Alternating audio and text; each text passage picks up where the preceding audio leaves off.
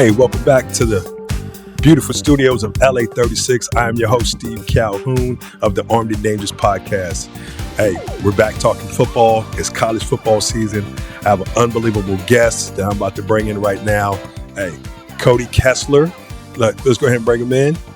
Former USC quarterback, NFL quarterback, one of my youngest Jedis to kind of go through my program. I just wanted to bring him in. Cody, how you doing? And I appreciate you joining me on the show today. Yeah, I'm doing great, Coach. Thanks for having me. We just joined the call a couple seconds ago, and I was like, man, that zip up looks a little familiar. But I appreciate the Cardinal and gold making me feel welcome on the podcast. Hey, it should look familiar because this is actually yours. If I could turn around in the seat, you can see the number 6 on the back right here. So now, yeah, I remember. Go ahead. I mean, how much we worked together. I remember they give us so much gear. I'm like, man, I got to hook up Coach Calhoun too. So I was passing you some gear stuff, but yeah, no, it looks good. Hey, and the cool thing is still fits. Hey, so that tells me that I'm in still a little bit of shape right there. There you go. Good deal.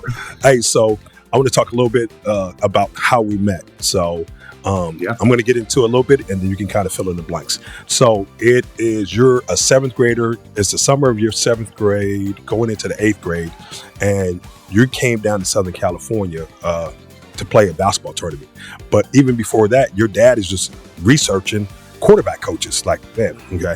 And he finds me, okay, just on the internet randomly. And you know more of the story than me. Go ahead and you can speak to that. Well, yeah, and I won't say any names, but we bounced around from probably, I guess I played a little bit of receiver in like junior football, I guess. And then when I got to middle school, I told my dad, like, hey, I want to play quarterback. Well, my dad played receiver. He was he's a pitcher in baseball. So he didn't have a ton of background in quarterback, but he was an athlete. So he kind of understood how coaching works. So he went ahead and started looking up these different camps. And Coach, I mean, and you know the story, but we bounced around from, again, I won't say any names, but from this guy to this guy to this guy, from probably 5th grade to 7th grade. And just none of them really stuck. And it just felt like to me, like, my dad the same way, whether it was, they're charging an arm and a leg for an hour session, or does this guy really have the credibility or know what he's talking about? So we didn't really find anybody. I played AAU basketball, and we played in LA a lot. So we traveled down, and he finds armedanddangerous.com. And he goes, hey, let's check out this guy, Steve Calhoun. He's got a great background. Everything looks good. I didn't know anything. I'm, I think 11 or 12 at the time. And we go down. We had a morning game, and then our next game wasn't until like 4. So we set up like at 12:30, played a game. I think I dropped like 20 in that game anyways. Feeling good, feeling myself. And then we head over to, what is it, Cerritos High School, right? It was Cerritos College, and they're laying down the turf. They had only laid down 50 yards of the turf. The other half was still getting done, and we're over there, getting it in. That was my first experience working out with you. Yeah, and then I remember too leaving, and I was a perfectionist, right? And we'll get into that a little bit. But there's stories where we're getting kicked off one field, going to the next just to get some lights. But I remember leaving that, and me and my dad were talking, and you were the best by far at making it make sense, right? And I remember, extending, throwing through the hoop. Like, you were saying things that were like connecting to my brain as a quarterback that I hadn't heard before. And at that point, I told my dad from that moment, I said, we found our guy. This is, no matter what, I'm working with Coach Calhoun going forward. So yeah, that's crazy. That's way back, man. That was almost 15, 18 years ago. No doubt about it. Hey, you still look great, though. You still look great. Yeah. Hey, so, we continue to work together. You get into high school. You play for unbelievable head coach Brian Nixon, okay, at Centennial High School. Hey, you throw for a bunch of yards, and your recruiting starts to heat up, right? And you choose USC, right? So why'd you choose USC, and who was second or your third choice? And talk a little bit about the Norm Child phone call when you're driving down to SC. You remember that? Oh, going to the Elite 11. Well, I mean, you were a heavy voice in my recruiting process, and obviously I respect your opinion. But so I remember my first offer was my sophomore year of high school, and you know the school well. I go to I'm like an English class in 5th period, right? Nixon calls me, and at that time, recruiting was way different. The coaches couldn't talk to you, but they could talk, college coaches. They could talk to your coach and then call you in. And then obviously you talk, kind of through a moderator at the party. So Nixon called me in the middle of English class. I walk over there and I got my first offer from New Mexico State from Coach Littlejohn. So it was crazy. So that was kind of my first experience. But I remember going back to class too and telling everybody, and hey, I just got my first offer, and everyone's like, cool. I'm thinking I'm on top of a mountain, I'm Superman, and everyone's like, cool. Let's figure out these pronouns now, or nouns. We're working on adjectives today. So I'm hyped. I'm trying to get out of class, but anyway. So from then on, it kind of picked up. I got, I think, 5 or 6 offers my sophomore year. Fresno State, I think San Jose State, a couple schools kind of in California.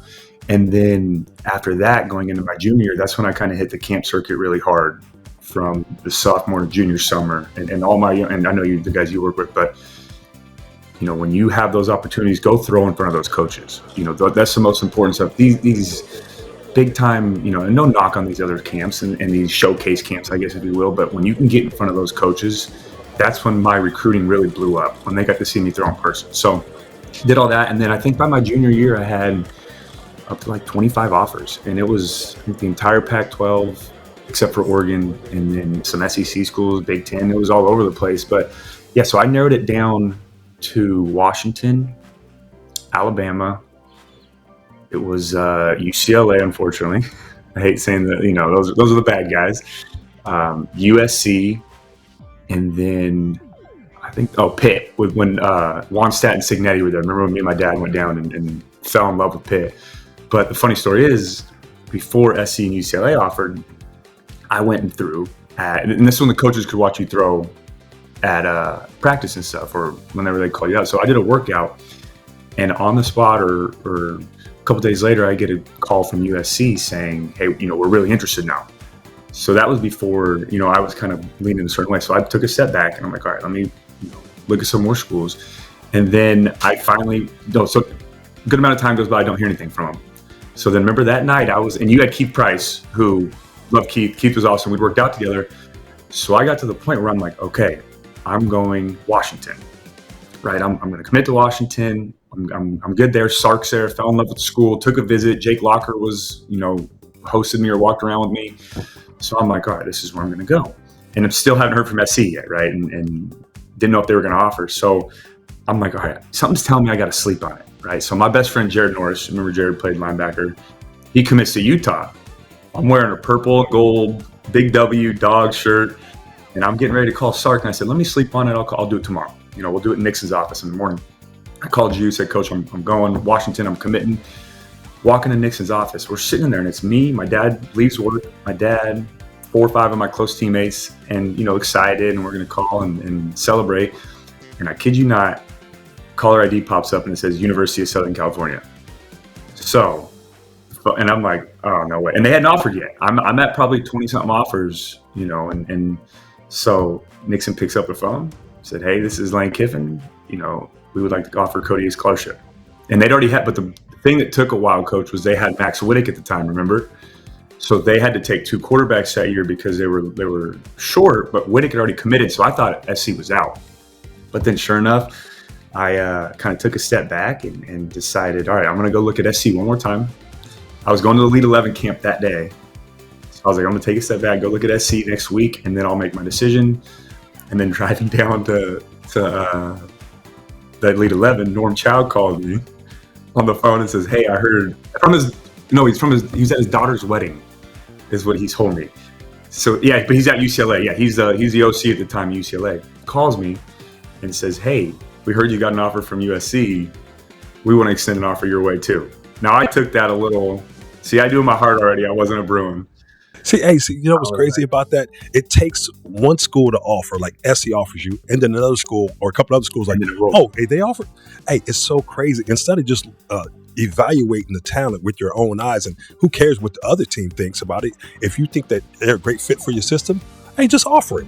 But hey, so many teams do that right there. And the funny thing is, I said earlier, I had 25 offers or 30 offers, and that was my final 5. But as soon as SC hit, I think I was still at like 17 or 18. Yeah. And then UCLA hits, and then I got like 8 more immediately, which is, to your point, which is kind of crazy. But anyways, drove down to Elite 11, made the U.S. Army All-American that day, had a great showing.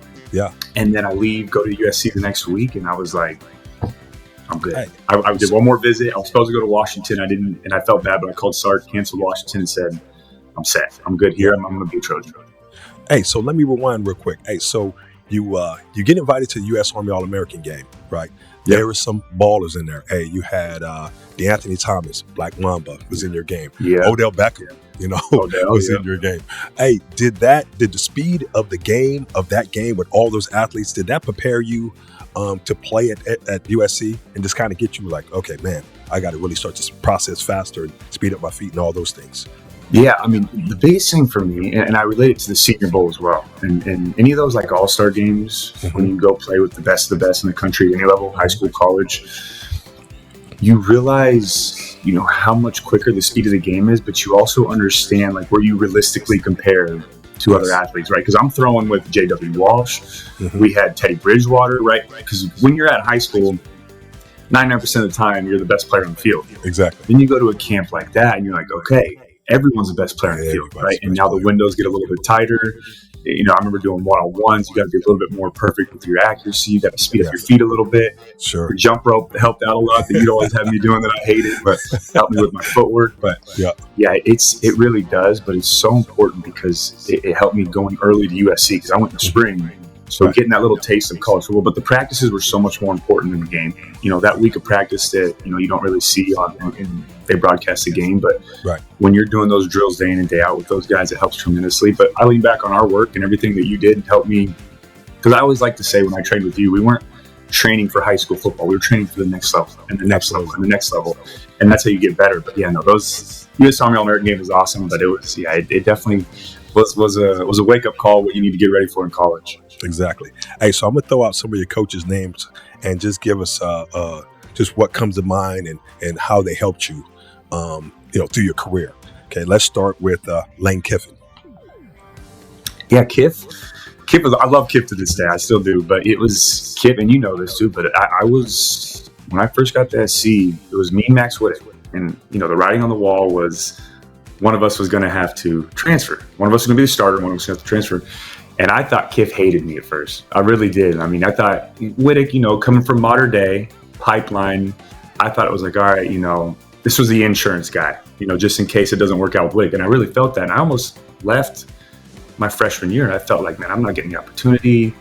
They're not giving me a chance. And I'm the third string my second year, still not getting any opportunities. And then finally, me and Kiff kind of started hitting it off. It was unfortunate. We only got to play 5 games together before, they fired him. But it was, I love Kiff, man. He's an amazing football mind. We started off rocky, but now we're solid. Next coach, Ed Orgeron.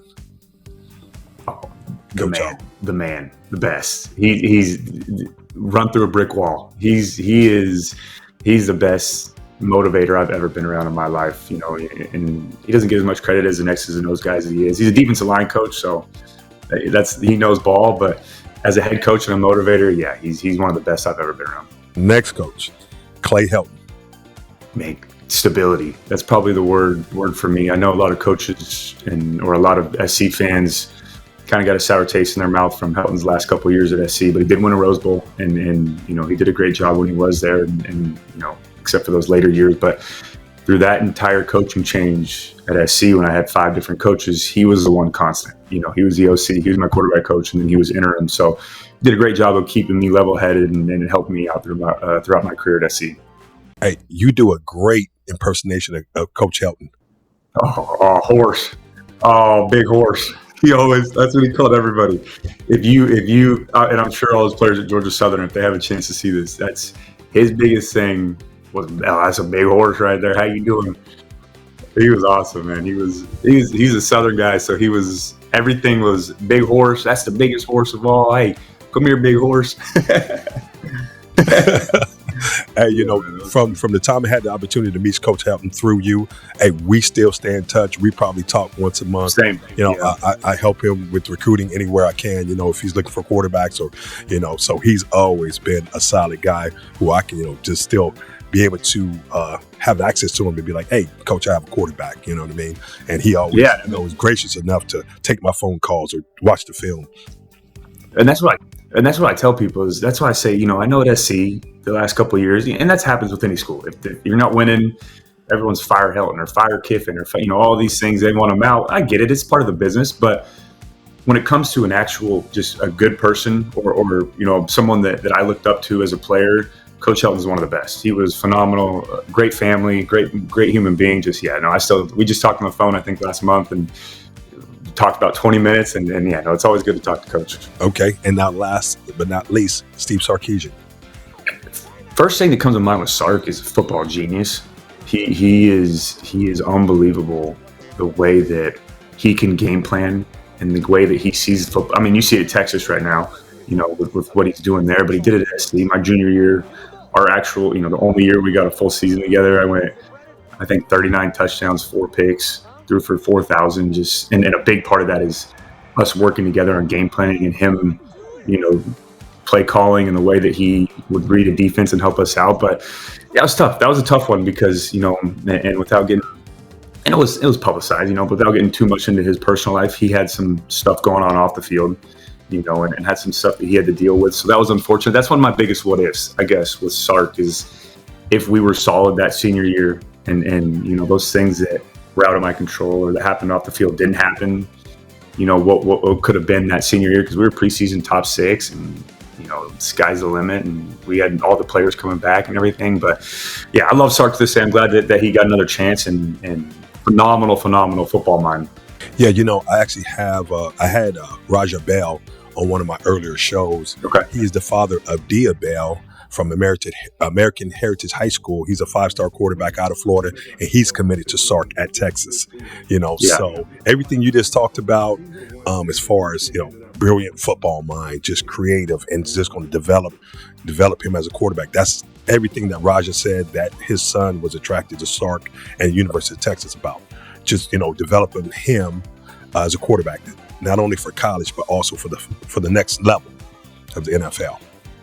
Yeah. And it was funny too, because, obviously I was going to go to Washington, and Sark, and that's why I knew we were going to hit it off at SC and have a great relationship. Because when I was about to commit to Washington, I told him that. I said, Coach, I'm ready to come here. You guys are my top right now. I called him back the next day. He said, Coach, SC offered. I got to take a step back. He'd been at SC before. He said, look, I get it. And a lot of coaches get a little frustrated, and it's all right. Well, I'm out. He said, I remember clear as day. He said, hey, we are still open if you want to come here, even if it's the last day before signing day. We think so highly of you, and I hope we can continue to build a relationship even if you don't come to Washington. And then 3 years later, he ends up, or 4 years later, he's a head coach at SC. And the first thing he said to me, he says, you can't keep running from me. So it was, or I finally got you now. So it was awesome. But I love Sark. Good deal. Hey, you had an unbelievable career at USC. You thrown for over 10,000 yards, 88 touchdowns. Hey, give us a couple of your greatest moments as a USC quarterback, and I have a couple as well. And so I'm gonna let you share first, and I'm gonna share second. Yeah, I mean, the first one that comes to mind is that Stanford game on College game day my sophomore year. So that was 2013, and that was when I think it was 3 or 4 games after Lane Kiffin had been fired, and Ed Ogeron took over as interim head coach. And it was kind of that roller coaster season, up and downs. But yeah, it was College game day. You got Herb Street and they're all out doing College game day outside. Lee Corso and it was. I mean, that's what you dream of, going to college and playing that football game, right? And or playing in that type of environment. And we had a sold out Coliseum. I think it was 93,000. And yeah, we go out there and it's a back and forth game. And it's just what you dream of as a high school player, growing up, going to that next level and playing those games. And we ended up winning it. And Andre Hidari, and another fellow Bakersfield native, he kicks the game winner, and they rushed the field. And yeah, it was unbelievable. I did not sleep that night. That was one of the craziest nights of my life. And then probably my first start was I'll say this, my first true start. As you know, my first 2 games, me and Whittick were splitting time. It was first half, second half, first half, second half. But I remember against Boston College, week 3 of my sophomore year that same season, Kiffin texted me or called me in and said, hey, you're going to be full-time guy. This is your job now. Me and Whittick had gone back and forth 2 games. And it's tough, because you're not only trying to win a football game, but you're looking over your shoulder. Like, I hope I play better than this guy. And then go out, and I think I missed my first throw, and then went like 15 straight completions and didn't miss another throw the rest of the game. We won 35-0, and, the rest was history. And then The last one would probably be junior year Notre Dame when I threw 6 touchdowns in the Collie, yeah. And it's always good to beat the rival. When you blow them out, it feels a little bit better. But yeah, those are some that come to mind. Colorado, I guess junior year too, throwing 7 touchdowns a record. But yeah, it's those are the 2 right there. The Colorado, 7 touchdowns. You accounted for 7 touchdowns, 7 touchdown passes, and then the game, where you beat Notre Dame. Through 6 touchdown passes. That hadn't happened to the Notre Dame program in 127 years. Like, no one's never done that in the history of Notre Dame. Right? I didn't know that until they put it on the Jumbotron mid-game. Right. You're so locked in, but I'm like, okay, it's a cool stat to have. No doubt about it. Hey, so now, you finish your career at USC. Okay, we're starting to go to get draft prep, and you get invited to the Senior Bowl. Okay, just like you talked about the U.S. Army All-American game, you go to the Senior Bowl. Okay, take the people inside briefly. How much pressure is within that week with the interviews and the practices and learning the playbook? Take us, give us a quick. It's not quite the combine, but it's the closest thing to it. And what I mean by that is you have to be on from the moment you step foot in Mobile to the moment you leave, right? And I remember right when I got there, the first thing you got 9 coaches interviews. I'm like, okay, I haven't even checked in. They're like, that's all right, put your bags down. The Bengals want to meet with you right now, and then the Jaguars want to meet over here, and then so you're just constantly. And by like the 5th, 6th one of the first day, you're done. But you got to remember, although it's your 7th interview of the day, it's the first time this coach is talking to you, right? So, and my biggest advice to college quarterbacks now going through that process, especially if you're not a surefire number 1 pick or first round pick, is you have to make sure every single interview you do, you leave a lasting impression. It's your first impression for these coaches, no matter how tired you are. But yeah, and then on top of that, you're going to interviews all night, all day. You got to go out and perform and practice and throw, so it's crazy. And I remember one day, I think the second day there, I did my last interview like midnight or almost 1 a.m. and I had to be up for 6 a.m. meetings and then a workout right after and throwing and all that. So you've got to be on from the moment you step foot there, but they want to put you through those pressure situations, see how you're going to handle them. Absolutely. So you go from the Senior Bowl to the NFL Combine. Okay. That I think it's like sleep deprivation. And who can kind of work through that? Whose mind can still function, okay, and not having that much sleep? Because all the medical stuff that you guys have to go through. So you're getting interviewed, then you get interviewed all over again from almost the same teams. Some of the same coaches, yeah. Some of the same coaches. What can you share 1 or 2 questions that you were asked in those interviews that were just like, wait, what? It's like kind of a crazy question. I can't remember. People always ask me this too. I know there's some crazy ones. I don't think I got any bad ones that were too far out there. I think one of the biggest ones was I got asked like a bus question about if like you're going downhill and the brakes come off on a bus, would you rather be sitting in the front or the back, right? Or would you rather be in the middle or the right side, left side? And I don't know what made me think of it, but I actually crushed it. I was like, I'd rather be driving the bus so I can be in control of everyone else. And I remember the coach like dapped me up, was like, there you go. And it was like, but they're like riddles, right? And they ask you some crazy stuff. Now, I've heard some crazy personal questions. I didn't get any of those. I just got, a lot of critical thinking questions. But the toughest thing for me was, I remember doing I think they called them formal interviews, was when because you do a bunch of informals where it's in the train station, they call it, or the train area.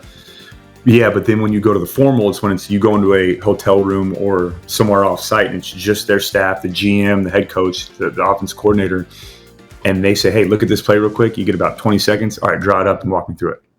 And those but that's where our prep came so much into play, because you've done it before, but when you trained me throughout that process of getting ready for the combine, we did that. Hey, drop your favorite, these plays, so you have something to go back to. And a lot of the plays we went over were plays that, coaches run in their system. So it helped me, a ton, and I was prepared for it.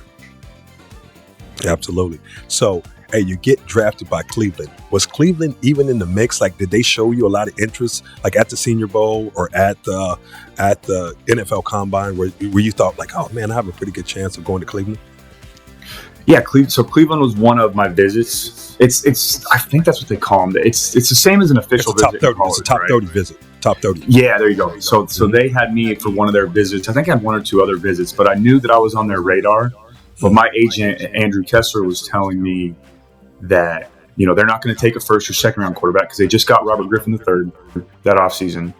And they also had Josh McCown. They had when I got there, Coach, they had 6 quarterbacks too. There was a ton of guys on the roster. So I remember I was Connor Shaw, Austin Davis. There was 5 or 6 quarterbacks on that roster. But so I remember first round came around. Okay, nothing happened. But then I remember night 2 was when I was projected, second or third round. And then and I remember too, ESPN wanted to come out and do the in-home filming, all of that. And I was like, man, I'm so stressed. I don't want any cameras on me. I don't know what's going to happen. But yeah, sure enough, I'm sitting there and I knew Dallas was a big possibility. I played for Coach Garrett in the Senior Bowl and played very well that week. So they talked to me a lot and had a great impression from them. But yeah, I remember, I think it was around the 90th. I think 93rd is what I was. But yeah, we're in the 3rd round and I'm like, am I going tonight or is it tomorrow? And then sure enough, Brio, Ohio, that's where their facilities are, pops up on my caller ID. And Cleveland's, and for people at home that don't know, and you probably told me before, but it's not live on the draft, right? So I knew where I was going about 5 or 6 picks before Cleveland got picked, especially in those, middle rounds or later rounds. They are about 4 or 5 picks ahead of the TV. So I get a call from Brio, Ohio, and I look at the screen. I'm like, Cleveland's 5 picks away. So the funny part is I pick up and we played hello for 5, hello, can you hear me? And they're like, Cody. I'm like, can you hear me? For a good 5 minutes.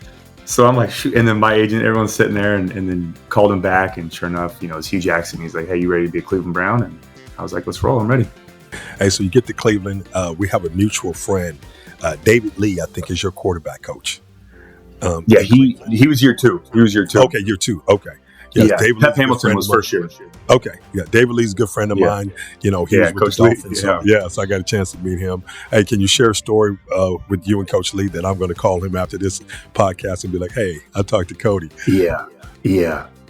Coach Lee was old school, man. He was a good dude. He was phenomenal. Wonderful human being. And funny part is we had a great interview, and I think he was with Buffalo at the time when I was at the Combine. But we remembered each other specifically because we had such a great interview, and just an amazing man. His relationship with the Lord was what we kind of connected on and talked about that at the Combine, and just spoke so highly of his wife and just, the kind of person that you look up to and you want to be when you get to that age. But I'll tell you, the one knock I had on Coach Lee was and it was good because I'm the same way, but I thought I was a perfectionist. He was that times 100. Well, when we were going into our second year, so rookie year, I started 8 games, played well, right? Everything went well. And, second year, still to this day, don't really know what happened or why I didn't get that opportunity. But I know that now, they drafted Sean Kaiser, who's one of my close friends, love Sean. And then Kevin Hogan's there, Brock Osweiler's there. So we're all there. So we're going into that offseason kind of all competing. And then we go into the season, and I think, so Deshaun's a starter. I think Brock didn't stay that year. I think Brock Osweiler got released. So it's me, Hogan, and Deshaun. But obviously we start off shaky and we're struggling. So Coach Lee demanded that we would go have a full practice at 5 a.m. before we would start. Now, obviously I say demanded, but it was, we were struggling. So we knew we had to make a change. I don't want to give him trouble with the NFLPA and all that. It was all voluntary. We didn't have to go, but we went and did a full walkthrough practice. Me and Deshaun and Kevin would be there sometimes at 5 a.m. before we would start our walkthrough practice. So we were making sure everything was good, but we needed it. That was a year that we went over and struggled, and and I didn't play that year. I didn't start any games that year, so I tell people I try not to connect myself to that one. But yeah, those were some tough times. But Coach Lee was a bright light in those moments. Hey, so you went from Cleveland to Philadelphia, but one of the things I wanted to talk to you about is you had some concussions, okay, and that's in the news right now, okay. So with Tua, and that's kind of, I know you had a concussion. Did you have one in Cleveland? Yeah, I had 2 in Cleveland. I went to Jacksonville before Philly, yeah, and then I had, yeah, but no, I didn't have one in Jacksonville. But yeah, my next one was in Philly, and then that one was a little shaky. But yeah, Cleveland, I think those 2 years, I had 2 or 3. But yeah, they're a lot more strict on them now. But yeah, they're scary. They're scary, Coach. And I remember specifically the Cleveland one. There was one when and it was kind of my wake up to the NFL or welcome to the NFL. Or the biggest hit I took was I got hit by Ryan Shazier and Lawrence Timmons at the same time. And there's a video of it too on Twitter and Instagram, but it was one where that was the only one that I was out, that I remember being out cold.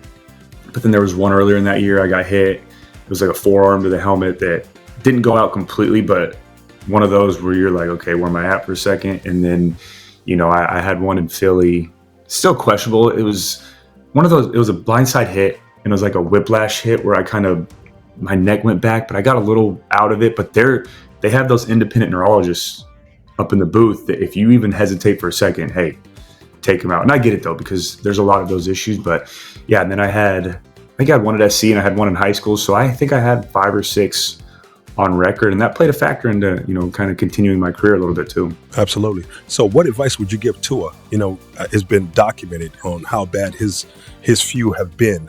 What advice would you give Tua? I'll say this, and you know him well. So my best friend at SC, his name was Max Turk, and he was my center, my roommate. We lived together for 3 years. Me, him, Sua Cravens, Nelson Aguilar, we all lived together. But Max was just one of the boys, right? Offensive lineman, big teddy bear, tough dude, but teddy bear, just one of the best people to be around, coach. And he, from our year we got drafted, we all got drafted the same year, right? And he went to the Chargers in the 3rd round. From that year to this next offseason, something changed in Max, right? And we were like this, working out together, doing everything together. That offseason, I was like, hey, you want to work out together back? And we worked out at the Mark up type at Proactive Sports with Athletes First. And, I won't get into the full details, and his family is amazing. Greg and Val Turk, his parents, they do a CTE foundation for him, and they do an amazing job, a walk for Max's March every year that remembers Max. But he was just different, right? And he was just, didn't recognize him personally, very paranoid, didn't trust me, we got in fights. We never fought one time at SC, didn't want to be around me. And I said, something's off, and I kind of had to sit down with him and his parents. And then we had a full-on intervention to, get him help and do all these things. Anyways, he ends up, non-related to that, but a couple of years later, he ends up passing away and in 2020. And then they, so everyone's still kind of confused what's going on. And then they are fortunate enough to send his brain to Boston, one of the top medical centers for CTEs, and come to find out he had CTE at age 27, 26, so he was young, and it was a tough pill to swallow, but it was kind of a thing to know, like, okay, I've never experienced this firsthand, but now I've met someone who's dealt with it, and I saw the effects of it firsthand, and it gives me the chills, man. It gets me emotional, but it just wasn't him anymore, and it was so tough to be around that. So and I say all that to say, I know people hate the, concussion protocol, or, as a player, you're taught to be tough. I don't want to go in protocol. I got to be out there to feed my family, make money. I get that. But for Tua, man, you have to think about your future, right? You have to think about that. And luckily for Tua, I know not everyone has that comfort. He got paid. He's good. He's fortunate enough to be set for life. And even taking financial out of it, though, you got to think about your well-being and your family and your future. But I'm not going to ever tell a man to not play and not feed his family and go out there and compete. But I would just, if I could talk to Tua, I'd just say, hey, really sit down and think about this long and hard with the people you really care about, the people in your tight circle, and make the best decision for you. But like I said, I've seen someone firsthand with CT, and it's very ugly. It's not pretty. Yeah. Hey, there's so much to unpack with our relationship because I've been around you for so long. But hey, right at the end of your career, you're in New England and you have an opportunity to be around Bill Belichick and the GOAT, Tom Brady, at quarterback, for a year before you decide to say, hey, you walked away from the game. Hey, tell us a little bit about being around Bill Belichick and even more, being around Tom Brady. I'm a quarterback, you're a quarterback, and so many of my listeners are quarterbacks. Talk to us about Tom Brady. Yeah, Tom is awesome. And I was, and he's one of those athletes, right? He's like the Michael Jordans of the world, the LeBron James, the Kobe's. You either love him or you hate him, right? There's no in between. And Tom, I think, got a bad rap at time because of, being in New England, being so successful, and people gave him a hard time. Coach, he could come sit in this interview right now with us, and he would just be one of the guys. I walk in the first day to the meeting room, and it's Tom Brady, Josh McDaniels, and they're kind of sitting there talking. And it's my first day in New England, and I walk in thinking, that's Tom Brady. That's the man, the myth, the legend. I'm starstruck. And first thing he does is dap me up. What's up, Cody? How you doing, bro? How you doing? And just one of the guys, And from that moment on, he was the same way. Never changed. Was the same person day in and day out. Phenomenal every day at the locker room. I mean, my locker was next to Tom. I'd come up, hey, how's the parents? How's your wife? Or at the time, girlfriend. How's your girlfriend doing? How's your family? Remembered everybody by name. Was just very personal. Great teammate. Didn't matter if you were a starter or the bottom of the depth chart. Treated everybody the same. And he didn't have that. I'm Tom Brady. I'm better than everyone else. Right now. He did have his own parking spot. I don't know where he parked, but he didn't have to park in the gated section we all did. So I do know that. He did have some perks, but no, just as a player and listening to him and Josh McDaniels talk was just phenomenal, right? Because I still to this day tell people Tom is one of the coolest teammates I've ever had in my life at any level. But sitting there, coach, it was so cool. You're like me. We're football junkies. We could talk ball all day. I'm just sitting there. Me and Jarrett Stidham were the young guys, and we're sitting there. And we're game planning for Philly this week, and Josh and Tom were like, hey, remember in 2008 when we did this and this? Or remember in 2012 when we run, gun double right Jordan or whatever the play was, and they would just go. And they would, yeah, okay, we did that. But then we had Welker do this instead. And I'm just sitting there like, oh, wait, I'm on the team. I got to take some notes. I'm so just in awe of their football knowledge. But yeah, Tom is a phenomenal teammate, phenomenal person. Always spoke highly of him. We did like a white Santa thing or a white elephant thing for Christmas, to where you didn't know who it was, or you got a secret Santa type thing, and then you could trade. Or Tom got me. I'm hyped. I'm pumped. And he ends up. It was cool. He got me. Man, I'm like, first Jared Stidham got a driver. Someone else got this. Tom got me like a chess and a checkers little tape, which was very expensive, very nice. But I'm like, man, come on, Tommy, give me. I want a new driver. But he's a good dude, man. He's one of the best people I've ever been around, best teammates I've ever been around. That's awesome.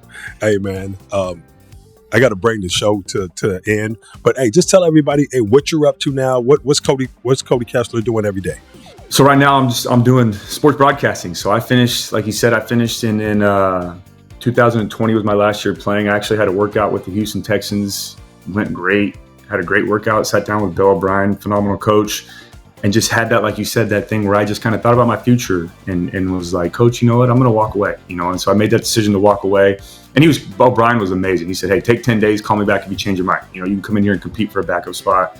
And I decided to step away from the game. So I said, what do I want to do next?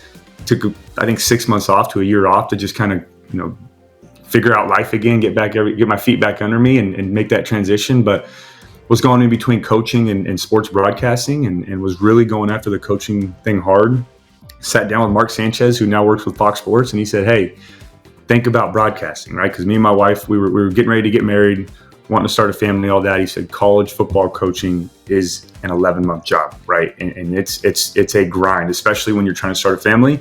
So I called SC, and they offered me an opportunity to come broadcast some games or some pregame show. Fell in love with it, and now I'm doing that full time and getting some bigger opportunities. So I'm having a blast. There we go, man.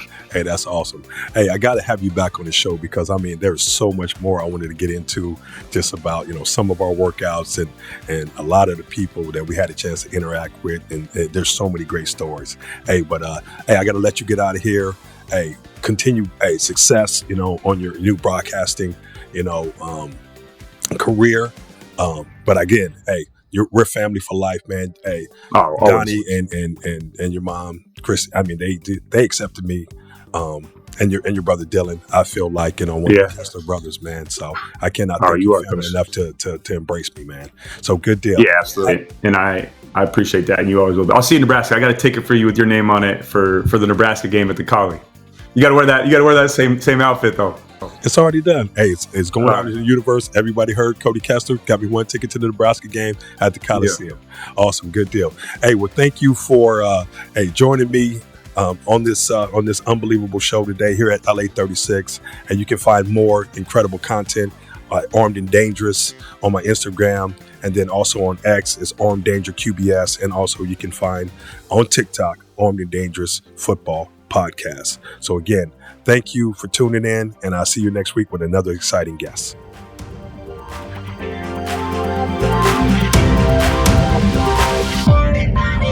Bye.